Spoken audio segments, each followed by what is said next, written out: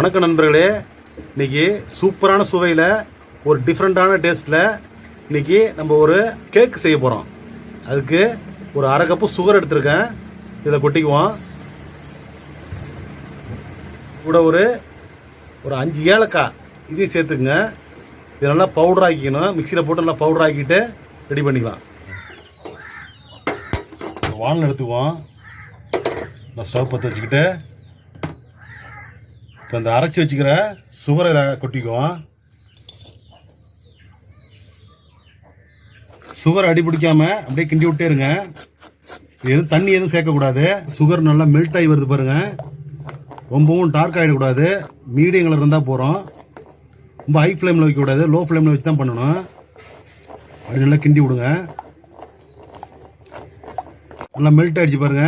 நல்லா கலர் மாறி வந்திருக்கு. இப்போ இந்த ஸ்டேஜில் பொடி பண்ணிக்கிற பாதாம் பருப்பும் முந்திரியும் சேர்த்துக்குவோம். ஒரு 4 பேரிச்சம்பழத்தை பொடி பொடி நறுக்கி வச்சிருக்கோம். அதையும் இதில் போட்டுக்குவோம். கருப்பு திராட்சை அது இருக்கு கொஞ்சம், அதையும் போட்டுக்குவோம். நல்லா கிண்டி விடுங்க.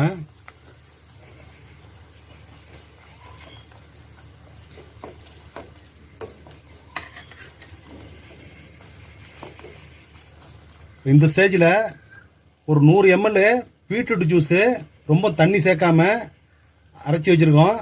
இதை அதில் சேர்த்துக்குவோம். ரொம்ப கொதிக்க விடவோனா, கொஞ்சமாக சூடு ஏறினா போகிறோம். ஒரு கொதி வந்தால் போகிறோம். அப்படி இறக்கிடலாம். கொஞ்சம் சூடு ஆறுனதும் ஒரு 50 வெண்ணெயில் போட்டுக்குவோம்.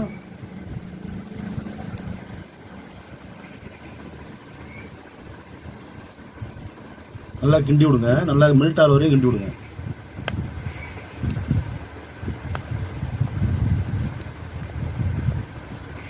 இப்போ கேரமல் நல்லா ஆறிடுச்சு. இப்போ 2 முட்டையை உடச்சி ஊற்றிக்குவோம்.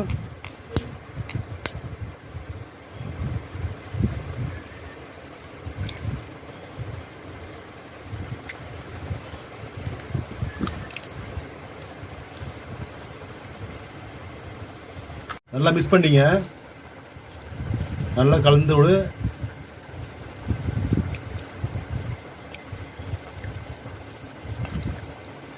நல்லா முட்டை ஒன்றா சேர்ற மாதிரி கலந்து விடுங்க. இது கூட 1 கப்பு மைதா மாவு எடுத்துருக்கேன். இதையும் ஒன்றா கலந்துங்க.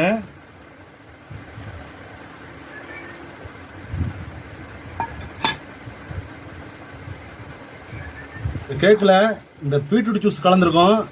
இதுதான் இந்த கேக்கு நல்ல டேஸ்ட்டும் நல்ல கலரும் கொடுக்க போகுது. பாருங்க, இது நீங்களும் செஞ்சு பாருங்க. பாருங்க, நல்லா கலந்து விட்டாச்சு. மைதா மாவு நல்லா கலந்தாச்சு. இப்போ இது கூட ஒரு 100 ml காய்ச்சாத பால் இதையும் நல்லா கலந்து விடுங்க.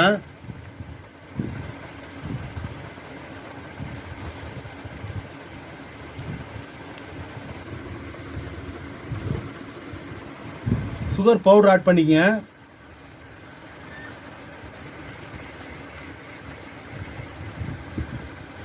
நல்லா கலந்து விடுங்க.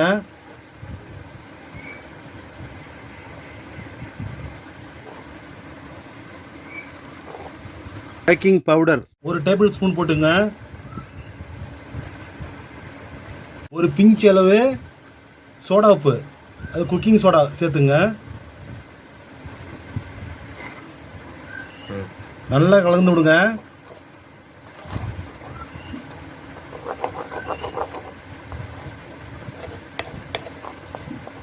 நல்லா கலர்ஃபுல்லாக இருக்கும்.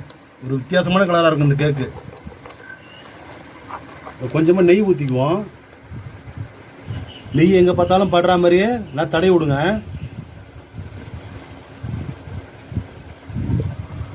அவ்வளோதான். இதை ஊற்றி குக்கரில் வச்சிட வேண்டியதான். நெய் தடவின கிண்ணத்தில் எல்லாத்தையும் ஊற்றிக்கிங்க. ஷேக் பண்ணி விடுங்க. ஷேக் பண்ணி விட்டாக்க அதான் லெவலாகிடும். இது மேலே கொஞ்சம் முந்திரி பருப்பு போட்டு விட்ருங்க. குக்கரில் வச்சு கேக் ரெடி பண்ணிடலாம். ஸ்டவ் ஆன் பண்ணி குக்கரை வச்சுக்குவோம். அதில் சால்ட் உப்பு ஒரு 4 ஸ்பூன் போட்டிருக்கேன். கேக் பேஸ்ட்டை உள்ளே வைக்கிறது முன்னாடியே இந்த கலவடத்தை உள்ளே வச்சுக்குவோம். இப்போ நம்ம ரெடி பண்ணி வச்சுக்கிற பேஸ்ட்டை உள்ளே வச்சுருவோம்.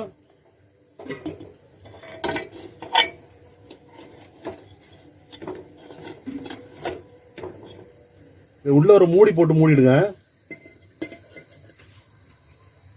கரெக்டாக லாக் போட்டுட்டு ஒரு 1 hour நல்லா வேகட்டும்.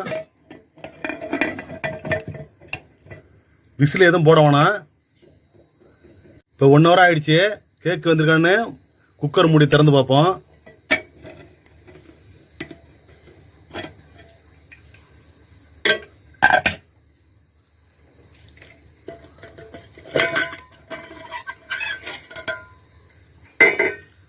கேக் நல்லா வெந்திருக்கு. ஒரு நல்ல சுத்தமான கத்தி எடுத்து நடு சென்டரில் இப்படி குத்தி பாருங்க.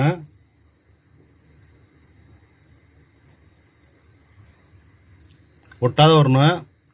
அப்படி கேக்கு வேகணும்னா மூடியை போட்டு அப்புறமா ஒரு 10 நிமிஷம் வேக வைங்க. கேக்கு நல்லா வெந்துடுச்சு. வட்டா வெளில எடுத்துருவோம். நல்லா சூடு ஆறினதுக்கப்புறம் வெளில எடுத்துக்கலாம். சூடு ஆறிடுச்சு. கேக்கை வெளில எடுத்துருவோம். ஒரு பிளேட்டுக்கு மாற்றிக்குவோம்.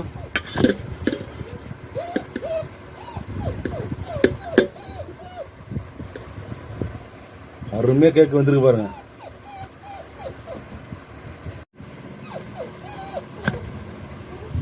சூப்பராக இருக்கும் பாருங்க கேக்கு. பீஸ் போட்டு டேஸ்ட் பண்ணிடலாம்.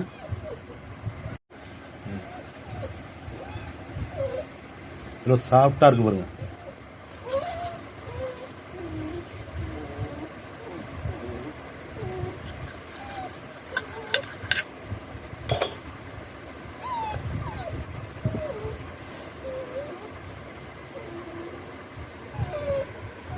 சூப்பராக வந்திருக்கு. சாஃப்டாக இருக்கு.